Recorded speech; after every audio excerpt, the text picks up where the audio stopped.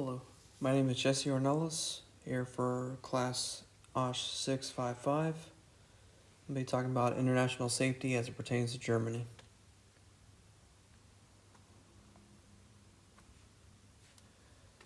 So here's overview. I'm going to go over background of what I do currently. I'm going to go over occupational health and safety, or the Arbeitsschutz,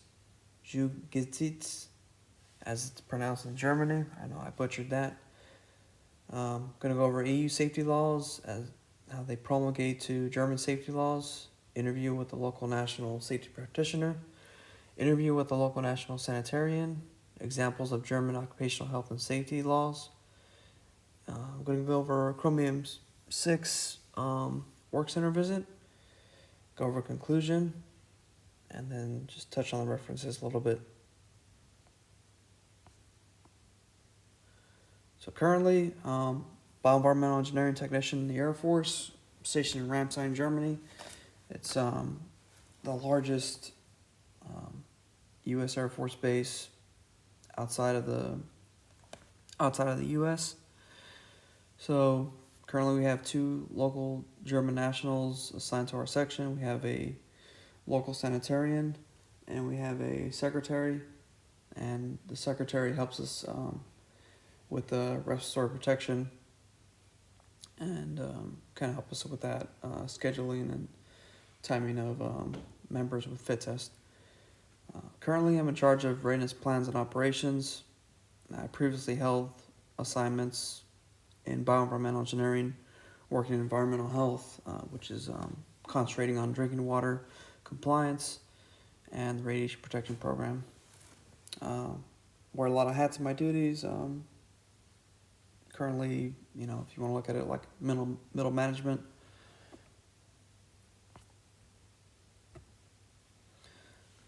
So this is essentially the Occupational Safety Health Act.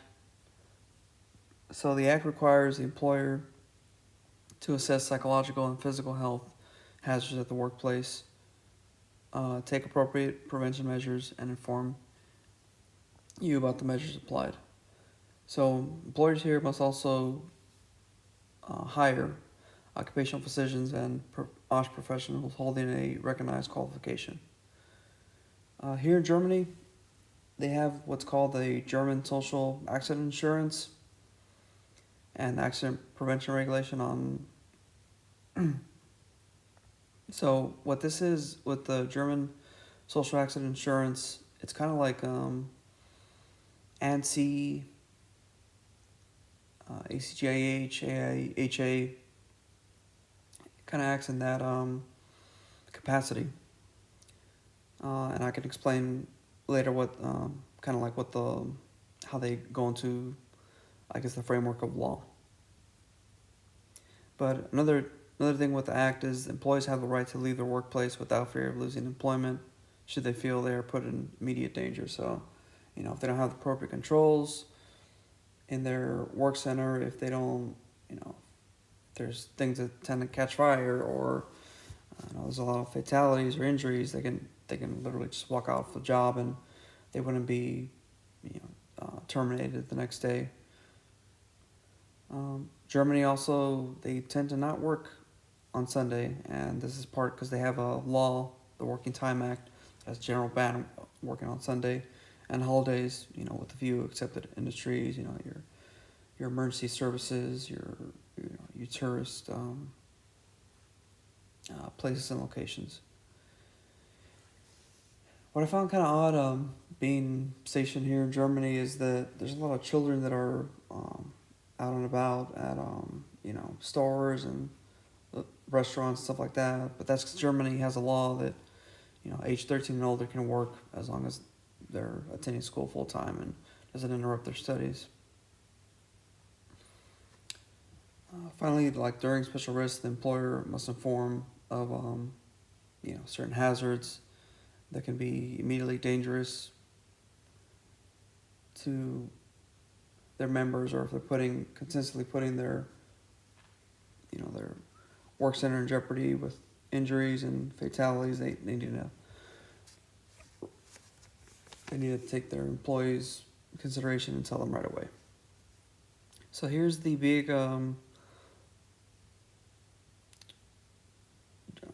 law framework as it comes to the OSH Act, going down from the European Union down to the lower levels of government.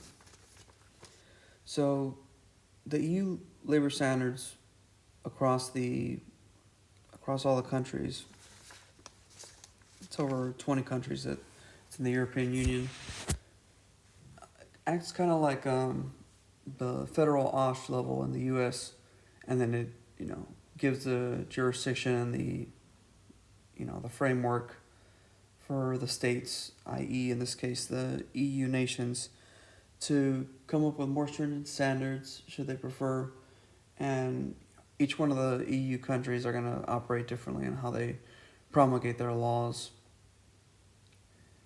Unlike the U.S., safety is done at the federal level.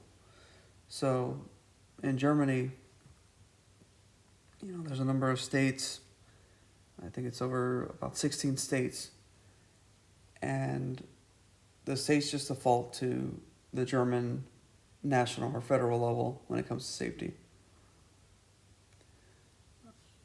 EU regulations, once they establish a law, it becomes binding automatically, and then that nation has to promulgate the standard, whether they're going to accept to make it more stringent or they're going to keep it defaulted from the EU standard. Typical fine for a violation includes 5,000 or 30,000 euros. These days, the euro is about 1 with the American dollar. So, they're going to be, with the 30,000 euro penalty, it's going to be for getting your employee into a severely hazardous situation and, include death or loss of limb, and that's going to carry a 1-year sentence. So at the top triangle, I'm going to leave it on this page because it's a little more clear and I can just explain. So at the top, with the 7 stars, as the European Union. Underneath that is the basic law. And then the second piece of that triangle is just the common law underneath that. So the gazettes, it's just the safety. On the left, third left piece of the triangle is your regulations. Underneath that, on the left, is your technical rules. At the very bottom, the lasi is publications. And then going back on the right, DGUV, that's the Accident Insurance Agency. And what they'll do is they're not going to, again, it's kind of like a guideline, ACGIH, ASSP, those kind of, professional organizations. But if there's no law established and your employee wants to see you in court, you're the employer, as long as you default to that DGUV guideline to the T, if there's no established law for that, chemical constituent or hazard, then very unlikely that the lawsuit will be in favor of your employee, because the court is going to default to that guideline to say, no, you use the best practice available, so there's no point, if there's a injury or something that happens, there's no point that you're going to be in trouble because of the fact that you're putting it out there that you did the best practice available.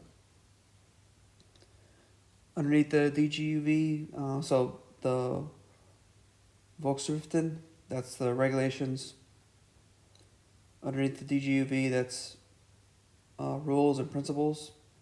Underneath that, it's just DGU information. The DIN and the center down block. The DIN is standards. So think of it like ANSI standards. Same thing with the VDI guidelines. And here's a picture, just to show you that I'm not lying. This is done by Google Translation, and it's not the best picture, but it's what I was able to pull up.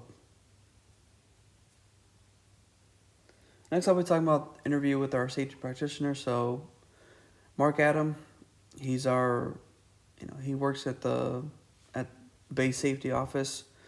He's in charge of local, national, host nation compliance.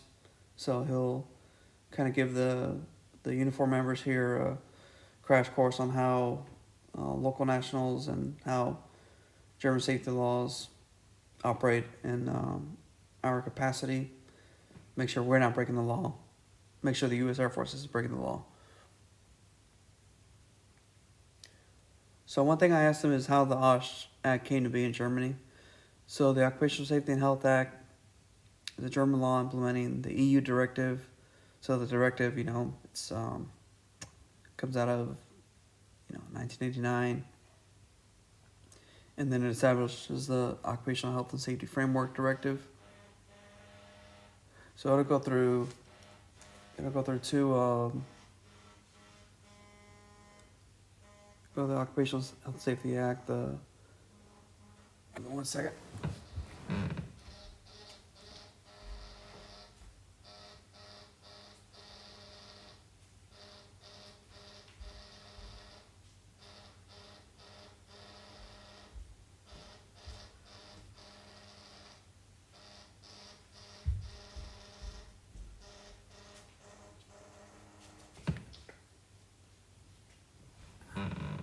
Sorry, I had something go off. All right, where was I at?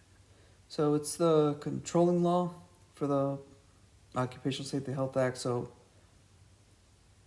there's a certain framework that each European Union nation has to derive their act, or how they promulgate it and how they inform the EU that, hey, we're abiding by this law.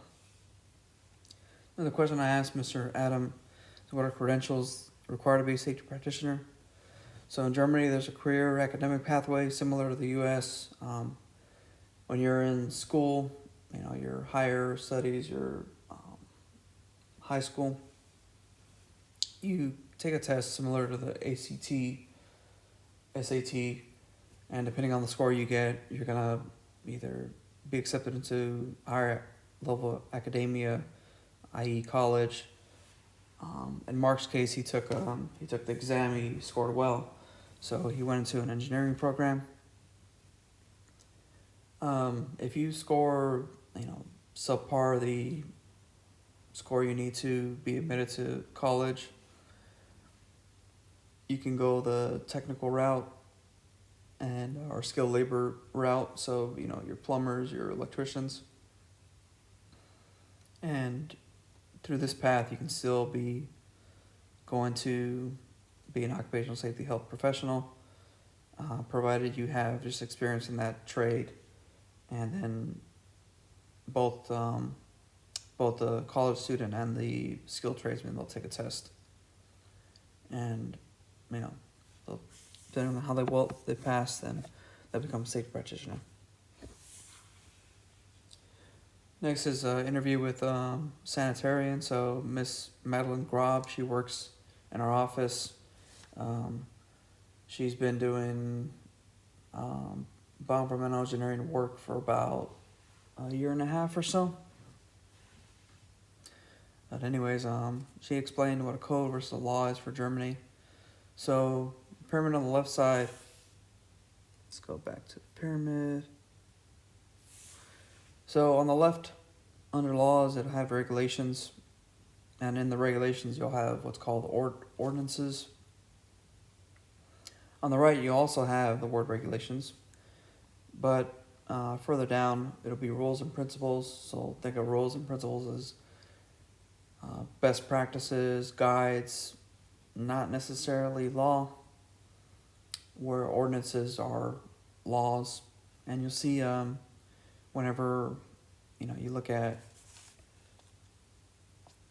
German, publications and books, guidelines, you'll see that it'll stick to in accordance with this ordinance, or due to this best practice rules and principles. This is how best to protect workers and the environment. And also we have technical rules. Go back right here, and that'll just be your rules and principles. So Ms. Grob, before she worked in bioenvironmental engineering, she was at a research laboratory studying genetics and has a college degree in biomedical engineering. A few differences that the way Germany operates contrast to the U.S. So under respiratory protection, the U.S. respirators must be NIOSH approved, while in Germany they must be EU approved. And you'll see like 3M, for instance, they have different standards for EU and NIOSH and how they're broken down. Germany, there's also like a conflict that we have. So at Ramstein, we're in charge of the respiratory protection for the entire base. And we run into this issue a lot, but I'll explain it. So in Germany, there's no such thing as a respiratory fit test. So the personnel coming in, they only need to be cleared by a medical doctor to wear a respirator. But even doing so, they don't have to inform their employer of being medically cleared. They only have to inform the employer that they are participating or they went to the medical to get cleared. This can be problematic because the employees want to tend to keep their beards. So if there's no fit test requiring them to be fitted on a certain size mask, for instance, small, medium, large, if they don't want to interfere with their beard, they can just put on a mask and say, I'm wearing a mask for the job. But we're trying to, that's a fight that we're trying to help and try to get more clearance. Again, we don't want to break the law, but we don't want to break contract either, because that just puts less money in the government's pocket. In addition to that, we have what's called the Hearing Conservation Program. We're also aid in that program here at the installation. So in Germany, the exposure level is 87 decibels, and the action level is 85. So in the U.S., that exposure level is 90 decibels at the human level, the A weighting, and the action level is 85 in the U.S. as well. But Germany also has a third action level, the lower exposure action level of 80. And if you exceed the upper action level value, then you have to take into account control risk at the source, and then you have to provide hearing protection and audiograms to the worker. Once the lower action exposure value is exceeded, it becomes voluntary, but again, the worker can decide, hey, I want an audiogram, and that request must be granted per German safety laws. So when I interviewed Mr. Mark, he invited me out to a Chromium 6 visit for two local nationals at an aircraft structure maintenance shop dealing with corrosion control for aircraft parts. As you know, Chromium 6 is a carcinogen according to OSHA, 29 CFR 1026. It's a expanded standard. So primary working for the structural maintenance corrosion control was two local nationals. Personnel that came to assess the workplace, so it was Mr. Mark, Adam, Dr. Milicevic, Miss Grob, Miss Lilo Gamur, so she's a public health worker. She works in the clinic. I did not get a chance to interview her with 1,000 questions like I did Miss Grob and Mr. Adam. So what we found is that we went there. It was also the German Work Council was invited. So it was about 8 people on the surveillance team, and about another only 2 local nationals, but we also had the uniformed active duty Air Force supervisor that was there for the 2 local nationals that he had. So what we found is that personnel need to author instructions on how to safely operate any and all machinery that has the potential to cause harm. Instructions must be provided to the worker before use. In addition, we found that they didn't have signs posted like they should have. Again, a little bit of conflict on whether the respirators they were wearing, whether the filters they had were EU or NIOSH approved. Of course, the Air Force is going to recommend NIOSH approved, but we still didn't see how the EU standard was derived or how it was translated to the German worker. Want to make sure that we want to clear that up. So in doing this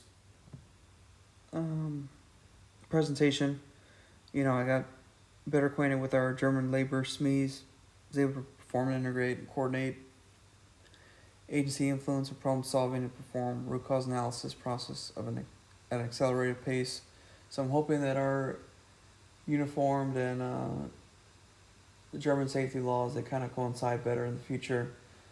I'm also hoping to have our junior airmen and junior military members get a better grasp and knowledge of how Germany operates and how it can, effectively increase their industrial hygiene surveillance tactics and expertise. And I really hope I work more with our public health employee, Miss Gamur, Miss Lilo, because I heard she'll be retiring soon, and I want to just try to learn as much as I can from her before she retires. So here's the overview. So I spoke on my background a little bit. I spoke on the Occupational Health and Safety Act in Germany, EU safety laws and how they, derive down to German safety laws. Spoke with 2 local nationals, interviewed them, gave examples of the German occupational health and safety laws and how they differ from the U.S. safety laws. Chromium 6 occupational health safety visit, and finally conclusion takeaways. And here's some references I used, and this concludes my presentation.